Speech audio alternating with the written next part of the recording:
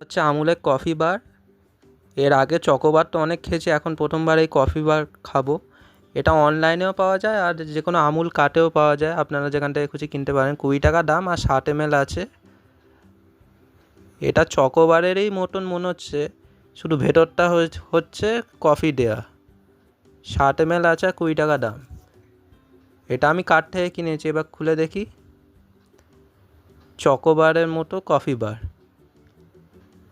এখন কফিরও আইসক্রিম বেরোচ্ছে, ভাবা যায়? দেখুন, এটা ওপরে পুরো চকোবারের মতো চকলেটের কোটিং। এবার একটুখানি খেয়ে দেখি কেমন। খেয়ে দেখলাম যে চকোবারের মতো যেমন ভেতরে দুধ থাকে না, এটা হচ্ছে পুরো দুধের সাথে মনে হচ্ছে কফি মেশানো, তাই না? একটুখানি ব্রাউন ব্রাউন কালারে।